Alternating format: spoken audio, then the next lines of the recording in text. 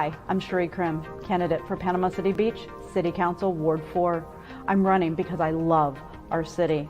I have the experience and dedication to make a difference here. I believe our government should listen to and work for its people. I will be focusing on our community, our environment, and I will always be an advocate for transparency. On April 21st, vote for me, Cherie. My name is Cherie Krim, candidate for Panama City Beach, City Council, Ward 4. I approve this advertisement.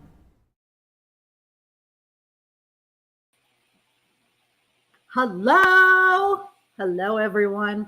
I'm excited to be here this evening and welcome to BayCast. And I got to thank you for coming. This is a amazing thing to be doing today, to talk to you guys about what's going on here in Bay County, what is happening in the state of Florida, and what's happening in the United States. There's a lot going on. So I want to thank everybody who has sent me an email, asked me questions. I want to thank everybody who's been watching, because it's really important that we're learning all the different sides of what's going on, especially with the politics here in our area. Because here in the state of Florida right now, we have a full-blown assault on women, LGBTQ, wives getting divorces. There's a lot of things going on. So thank you. Every Floridian deserves the freedom to be healthy, safe, and prosperous. And I don't feel like I'm really free right now. Here in the state of Florida, I feel like things are being taken away from me. And that's actually why the last BayCast didn't happen. I was in Tallahassee, because it's important to go. And I mentioned this the last time. I know I've mentioned this before, but going to Tallahassee and going to sessions and going to make a statement, to be there, to listen, is how you absolutely learn how things work. And it's super important that we dig into those type of things. So if anybody ever wants to go, I'm more than willing. But at this point, the session's almost over. And honestly, at this point, I would love to have the freedom of my body, my choice. I really would. But it is being taken away slowly and surely.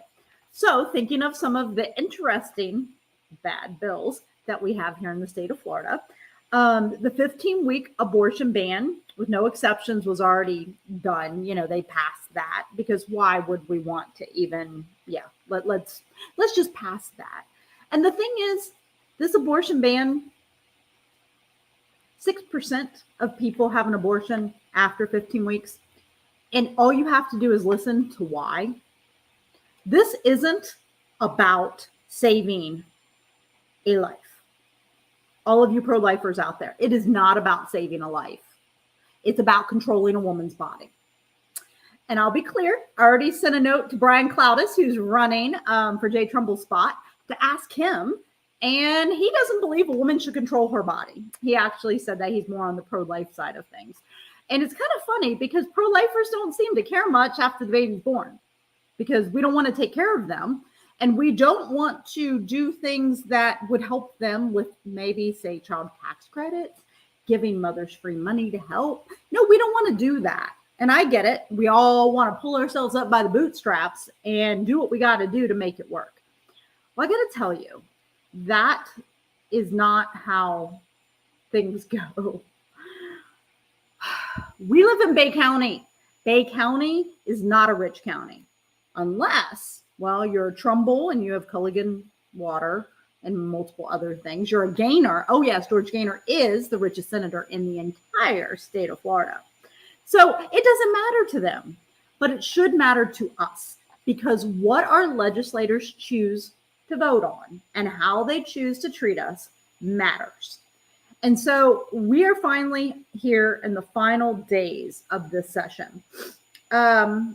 There is a elections bill, which is an Anti-Voter Freedom Act bill, which is going to fund an expensive and unnecessary Office of Election Crimes and Security. It's going to increase fines against organizations that help register voters and makes it a felony to possess more than 2 ballots from a non-family member, implements more SOE unfunded mandates, creates more confusion. So Go ask Mark Anderson, who is our supervisor of elections here in Bay County, if we need any bit of this. Mark said in the 2020 election, it was fantastic.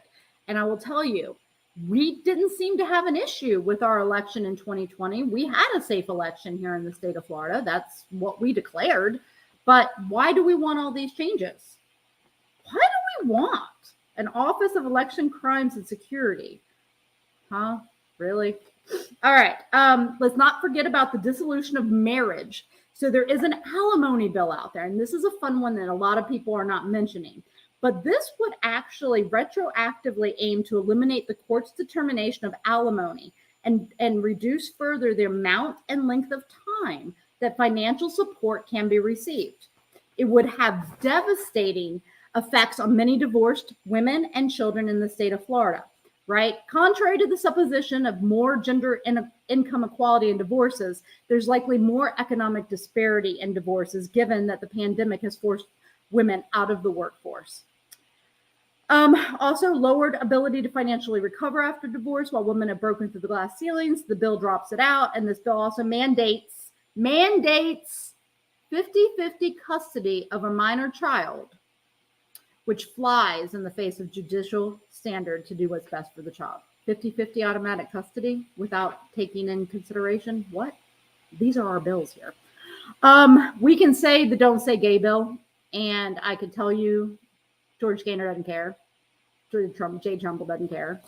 But when this Don't Say Gay bill is going to be passed, it's going to effectively erase LGBTQ students, families, and history by banning classroom discussions about sexual orientation and gender identity in elementary and middle schools, or at any level in a manner that is not age appropriate. Would have a chilling effect on the support of LGBTQ youth because it creates a broad and costly new liability for school districts. Let's be clear why this is happening. And let's hear from one of our legislators who actually debated this here on the floor, because it's kind of important, how this bill, this Don't Say Gay bill, at one point, they actually had an amendment that the teacher was going to have to out that child, even if that child said it could cause harm. But they did take that away because they wanted to pretend like they were playing the nice guy, I guess, on this Don't Say Gay bill, because you can't really erase LGBTQ. And we can't pretend that talking about LGBTQ is indoctrination. What in the world? Talking about people. So am I indoctrinating you because I talk about my faith?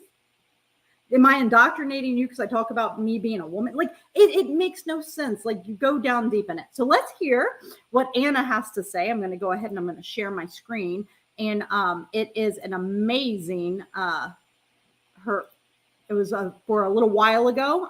It was on 2/24, I believe. But I'm going to go ahead and I'm going to pull up her TikTok right now, and we're going to watch that. I first just want to say how much love and respect I have. Wrong TikTok. As I'm going down, there's so many of these TikToks, and I'm like, all of them anti-worker bill. Like, it's crazy. Part of my debate. So much, Mr. Speaker. I first just want to say, apparently I'm not able to find these very quickly. I thought I had it pulled up. So, but we'll go ahead. Hey, Disney, use your hate. Fight for love, not for hate. Disney, use your hate. Fight for love, not for hate. Disney, not for hate. Disney, use your hate. Fight for love, not for hate. Disney, use your hate. Fight for love, not for hate. Disney. It's quite amazing to listen to how.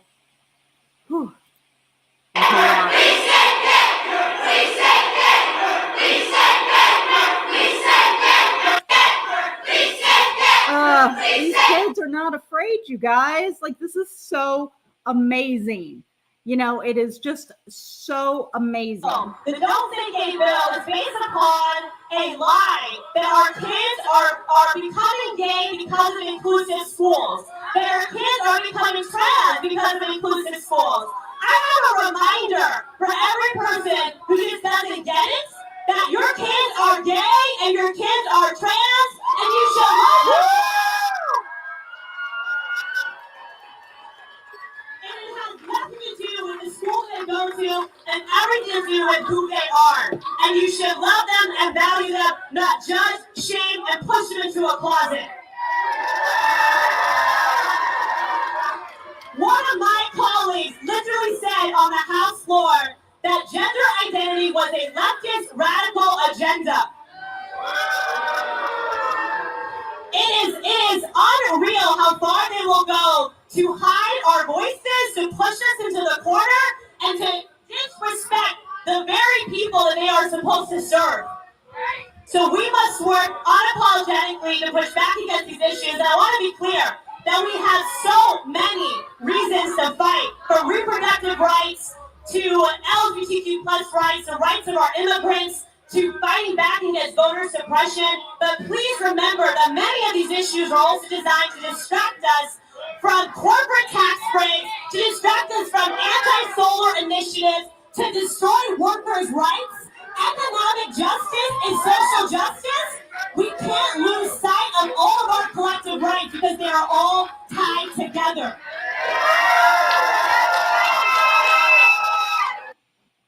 So, it's one of those things, right? I mean, it's amazing watching our legislators talk. I mean, Carlos has made me cry multiple times, and Anna and Trees. I mean, it's amazing everybody who is fighting so hard, and to know that they're, as I'm going to sit here and tear up a little bit,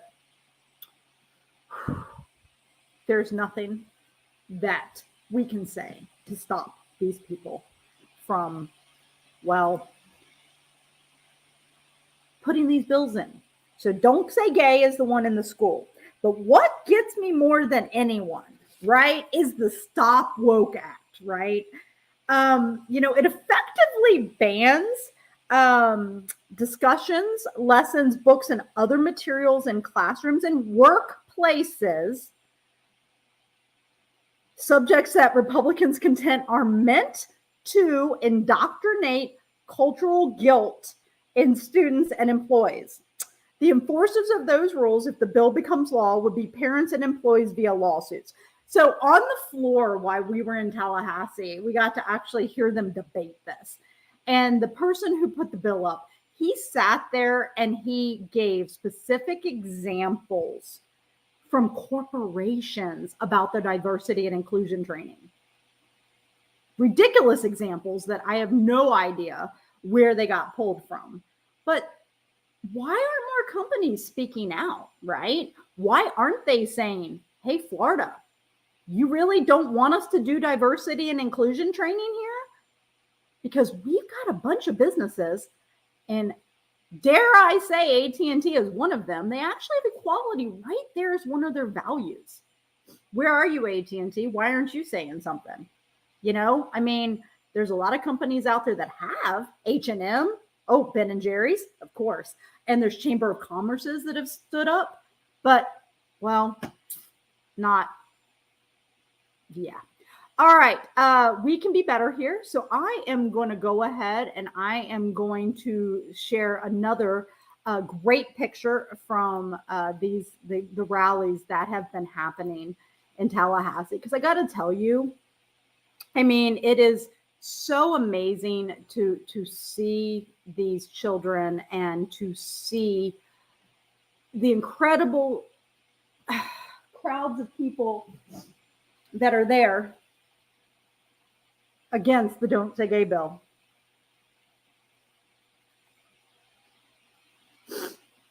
It is something that is unprecedented here. And, I want to thank you, Anna. I thank you every day for helping and doing the things that you do to help all of us. So I'm going to go ahead with that. I want to bring us back to a funny point. When I was in Tallahassee, we had a women's rally, reproductive rally. And so I had, it's over here, I had buttons made. Yes, that is my uterus flipping you off because you don't have a right. My body, my choice. But the funny part was we were trying to go in to the house. And when the house is in session, I mean, you have to go through metal detectors. You have a lot of rules. But they put me in t-shirt jail with my friend who was with me.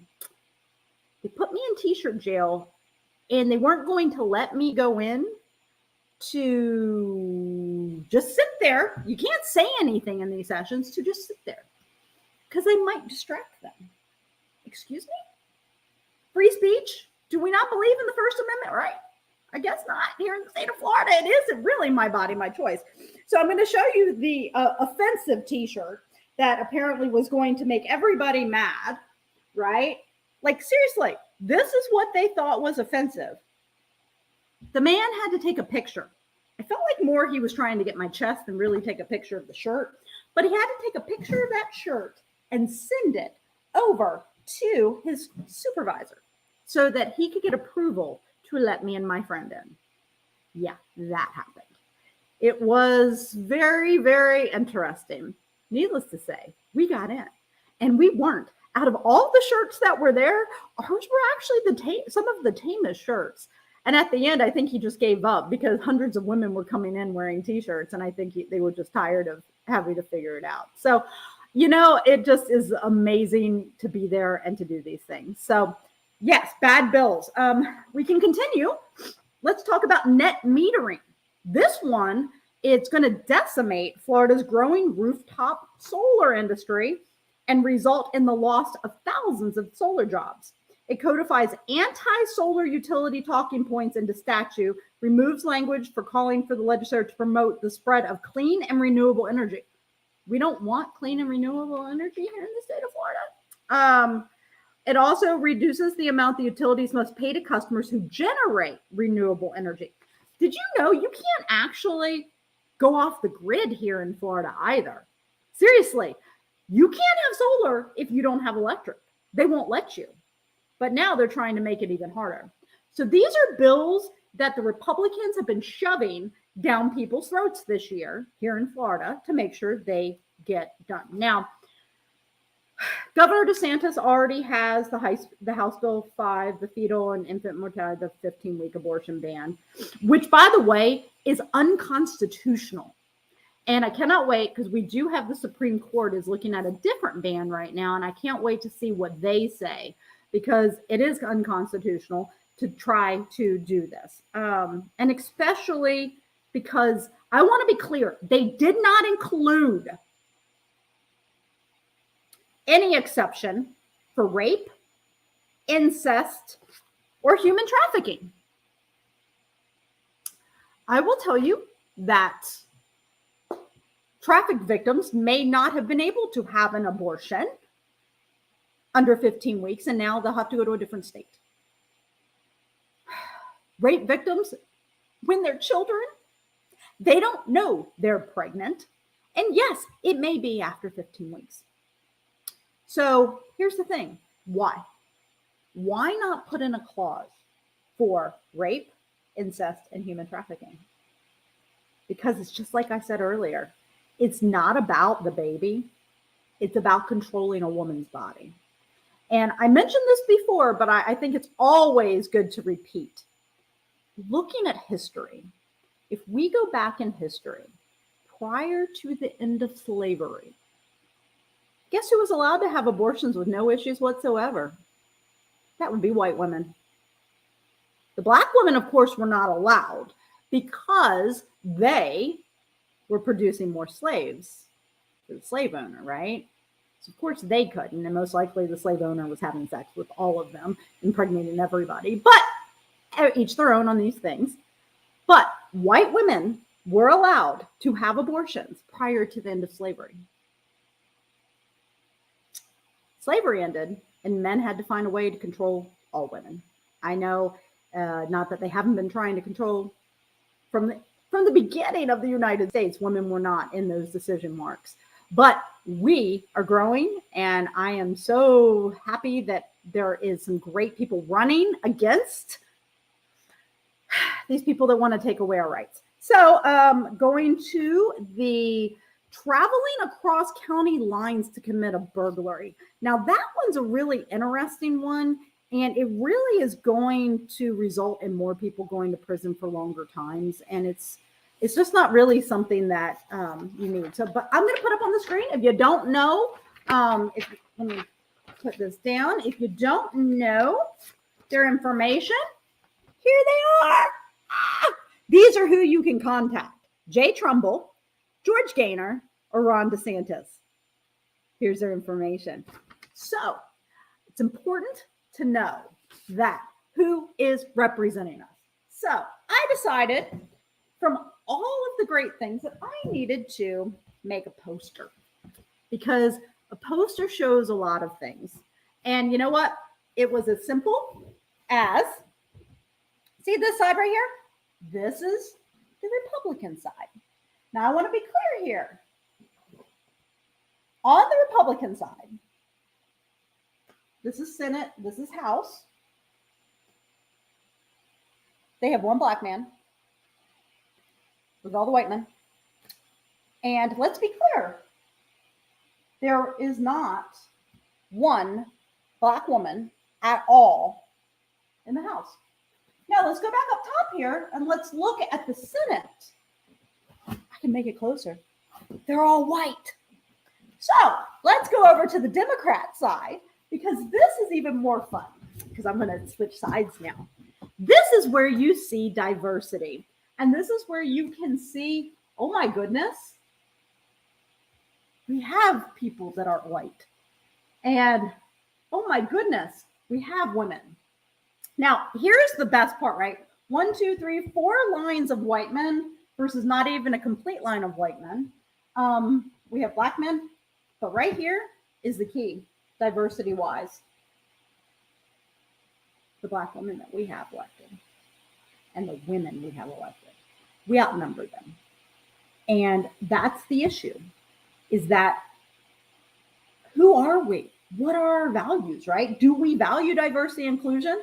Or do we want to be, because I'm going back to the side, do we want to be and have one of these white men? Because let's see, where's the white men that represent me? There's Jay, and then Gaynor's up here somewhere. There's Gaynor. You have to look. This is not how the state of Florida. It's not the way that things should be. And if you're a Republican and you say diversity and inclusion is important, you got none. So it's time to actually get some. That would be really awesome. So thank you for keeping up and playing along with me there. It is one of my favorite projects that I decided to do because of what's going on. So let's go on. Neil Dunn. Neil Dunn. He never disappoints. And you never know what's going to come out of his mouth. So let's go watch Neil Dunn's video this week and see what he wanted to say. Because, of course, it's going to be good. And then we're going to read the comments, because those are even better. Biden missed the mark in this week's State of the Union address. He incorrectly credited the American Rescue Plan and other trillion-dollar packages for saving Americans. He also did not take responsibility for our current workforce woes and supply chain shortages, which were caused by his unnecessary mandates, shutdowns, and job-killing policies. Biden made it abundantly clear that he is disconnected and oblivious. I was deeply disappointed that we didn't get a legitimate action plan for how to hold Russia accountable, and that he neglected to address his grave mishandling of the Afghanistan crisis, which weakened the trust of our allies. I was also disappointed that he did not address energy independence, despite touting what he calls progress in Buy American efforts. Bottom line, the State of the Union is in crisis. This failed leadership and radical agenda are leaving Americans behind. We need less talk, more action. I'm Neil Dunn, your doctor on the Hill. Thank you, Neil Dunn. As always, you do not disappoint. Biden missed the mark. And Biden missed the mark. So thank you for that. But we're going to go through and we're going to read some of the comments from, well, your constituents, Neil Dunn. How do you keep a straight face touting such bullshit? Resigned today. In case my reaction might be misconstrued, you are a sad excuse for a representative. This is disgraceful. How could you vote against a treatment for exposure to toxic chemicals? I don't ever want to see you tout yourself as a supporter of veterans again because he voted against it. You don't care about people in your constituency. All you care about is power and greed. Then we got Vietnam Marine here, Dr. Dunn. District 2 counties have the lowest vaccination rates in the state. Just considering what that means. Excess pain and suffering, hospitalizations. Criticizing Biden for the lack of leadership. Really, no words. Dr. Dunn runs unopposed. Whew! There we go. I remember the days when the political strategy of conservatives was to cast liberals as being in bed with communist Soviets. In the last several years, Republicans have been making their bed with Putin's kleptocracy. Trump, the leading GOP candidate for president, says he's a genius. Seriously, this fascist insurrectionist is the epitome of out of touch.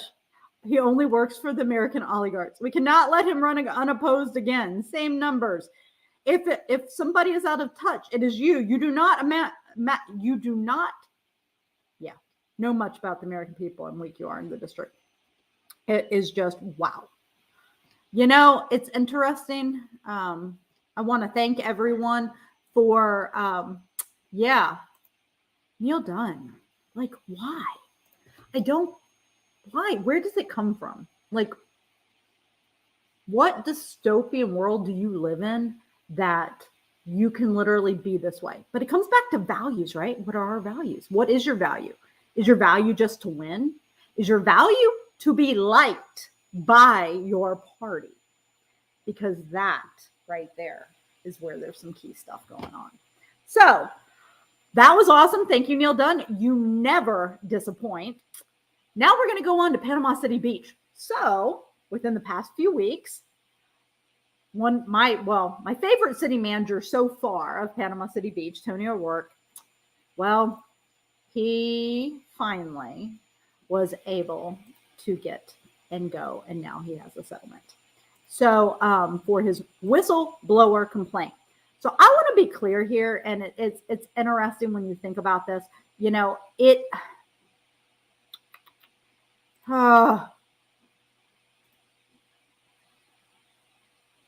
was paid $131,000 to keep his mouth in the whistleblower lawsuit, right?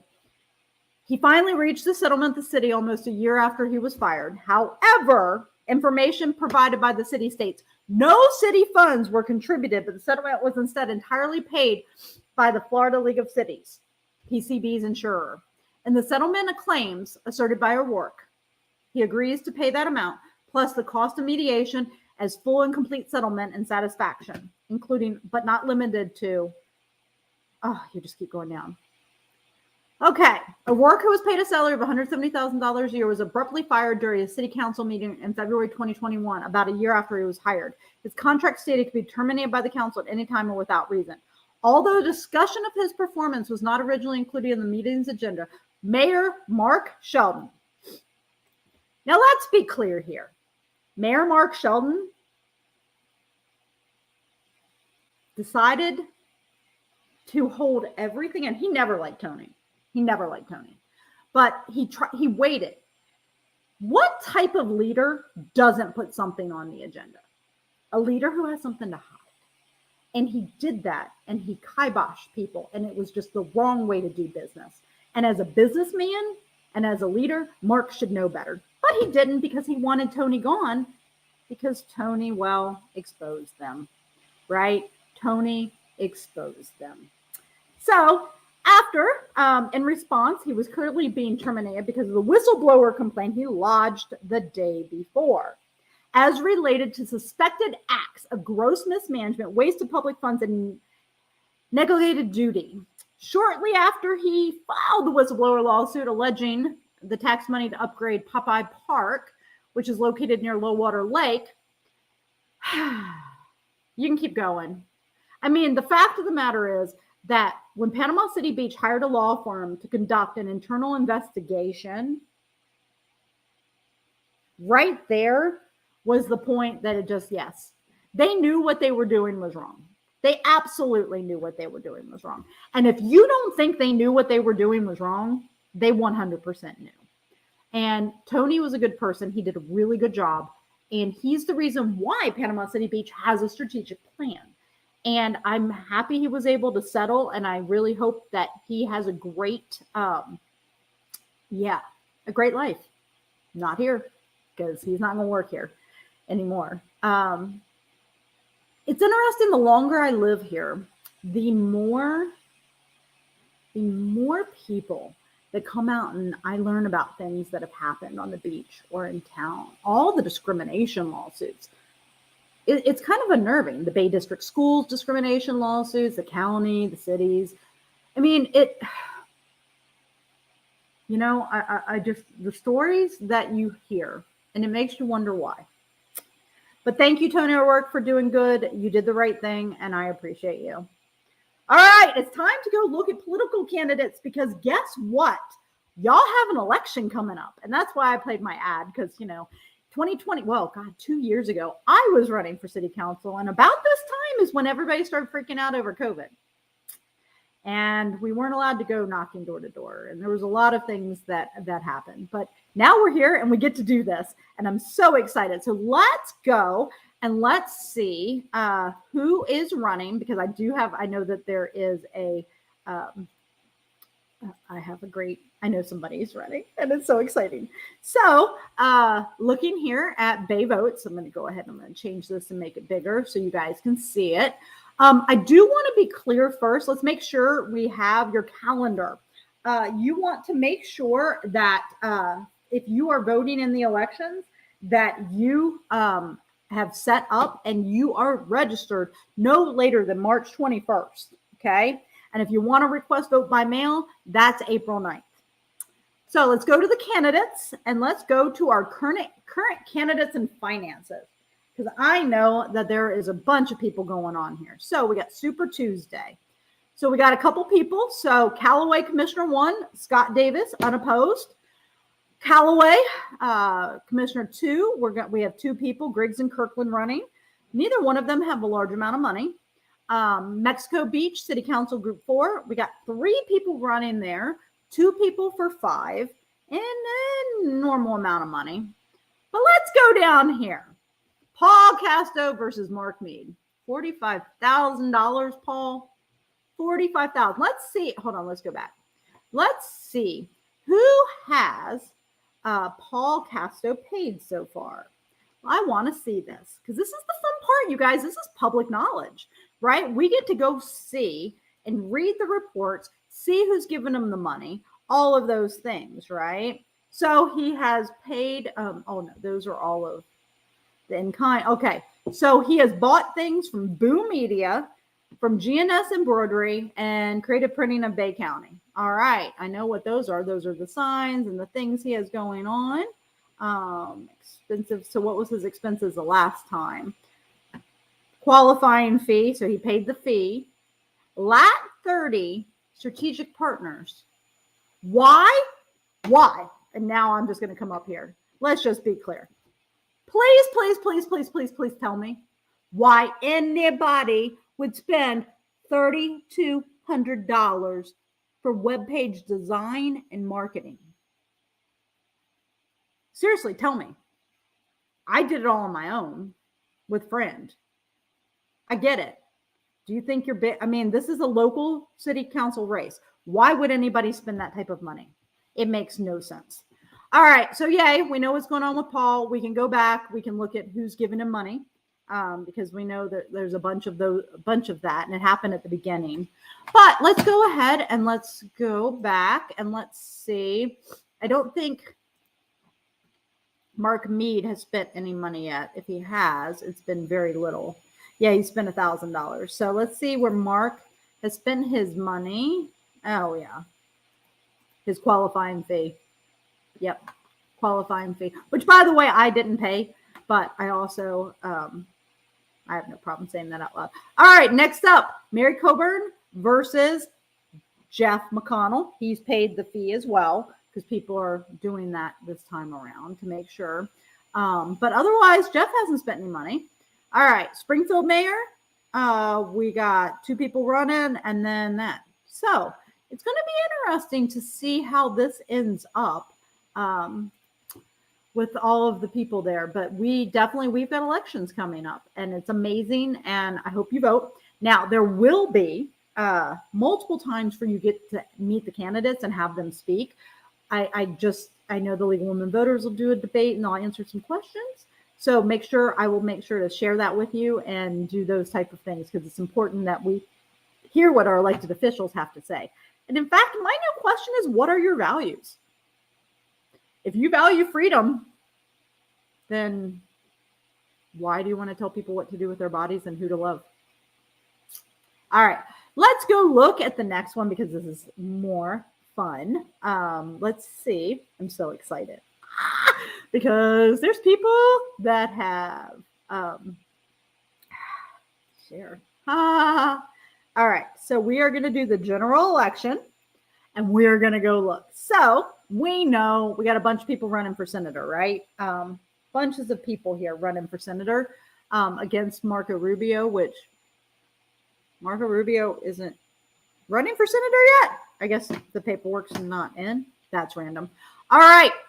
The question is, how many people can run against Matt Gaetz? I'm loving it. Go for it. He is under, by the way, and I just want to be clear here, because we all should know this, right? Matt Gaetz is under suspicion of human trafficking.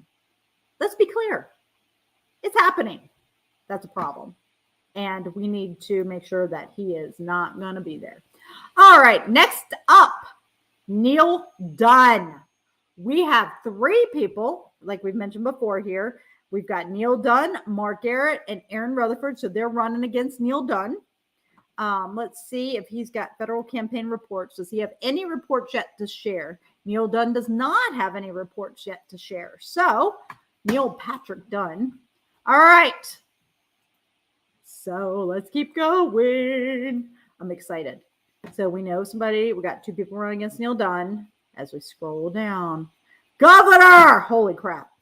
Talk about some freaking government. Look at this. All of it. So many people running for governor. Attorney General. We have multiple people running for Attorney General. We have multiple people running for the Chief Financial Officer. And wow, look at these numbers. Then we have Commissioner of Agriculture, because of course people want to run for that, because Nikki's leaving. State Attorney. We have multiple people running for State Attorney. All right. Public Defender. State Senator. You guys. Carolyn Zonia's running against George Gaynor. I'm so excited. Let's be clear. Dr. Carolyn Zonia is running against George Gaynor. That's so amazing. So Dr. Zonia is just an amazing, amazing woman. And I'm so excited that she has chosen to run against George Gaynor, because it is so important. And then let's go down and let's just look here and see if anybody else. Nope, we got Brian Cloudis and Phil Griffiths. Sorry, I always say Griffiths, don't I? Oh, I do that. I have done that multiple times. Phil Wayne Griffiths. So let's go to Brian Cloudis and let's see his campaign finance activity. Let's see if Brian Cloudis, let's go here. So that's monetary, in-kind, and expenditures. So we don't have February yet, and that'll be due here soon. So let's go here. Let's see what happened in January. So yeah, we got all of that. Retired, event director. So those are all contributions. And they're from all over. The number of contributions. What is office rent? Campaign contributions. I guess he's paying. I don't understand. That doesn't make any sense. Why he would, I don't understand. Because we want to do expenditures, because he should be expending that out of his not making it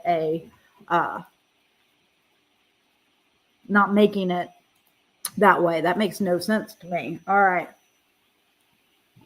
Campaign consulting. WinRed, that's where his expenses are. So why is he not doing expenses right? This is weird. I mean, honestly, y'all, I have not. Like, it makes no sense. I don't understand. I don't get it. Why would Brian Cloudis? Oh, my nose is itching. Gotta love allergies. Oh, why would Brian Cloudis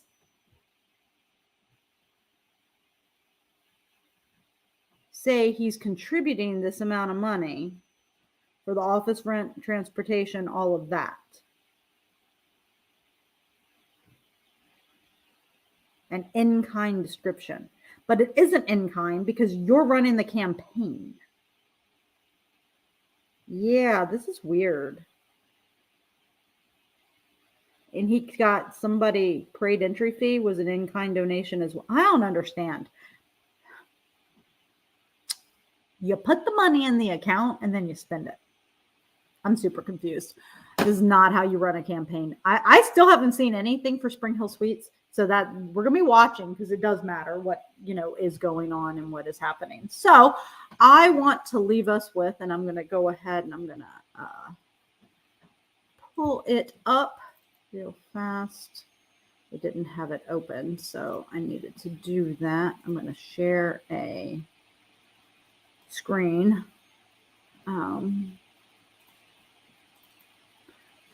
So I want to just put this up on the screen. We know there are wildfires. We know that, yeah. You can click to donate. You can text to donate, and you can address checks. So I want to make sure you know how you can help Bay County wildfires, which, by the way, I can see one of them. It is quite weird to be able to see all the smoke from your house, but I want to thank you guys so much. And I'm going to stop sharing now. I want to thank everybody for this evening. This was fun. I appreciate everybody listening. If you have questions, let me know. I'm here to answer questions. I'm here to help. And I really want to make sure that the right things in the education are happening here in Bay County, because when you are told a lie many, many times, it can become the truth. And that is where we're at here in the state of Florida. I believe, we have a bully for a governor. I can't believe how he treated those students. Any other man who would have walked up and said that to anyone, he would have been chastised. But of course, DeSantis can walk around and do whatever he wants, and I don't understand. But that's a whole nother story for another day. So I just want to leave everybody with this, because this is how I feel right now. And I also have my I also have my flipping. I really feel like this right now. Why? Why want to control women? Why do you want to try to erase LGBTQ? Why are you so afraid? Schools are not indoctrinating these children. Trust me, they're not. They didn't indoctrinate them then, and they're not indoctrinating them now. People love who they love. They want to be LGBTQ. What is your freaking problem? Let it go. Live your life in your lane, and I'll live my life. My freedoms? I want freedoms. But as it's going down, you're taking away my right to do diversity and inclusion training. You're taking away a right to decide what I can do with my body. And don't think this is the beginning. We have to stop this massive lie, these massive lies. We can be better. And I know that we will get there. And Bay County, I thank you. I'm so happy I'm here with you. And I appreciate you every day. I love you, Bay County. And please send me an email if you have any questions. And I'll be back in a couple weeks. Sorry I missed the last one. I was in Tallahassee, but I will be back in a few weeks. So please let me know if you have any questions. Because session will be over, and I'm sure I might tear up again. So have a good night.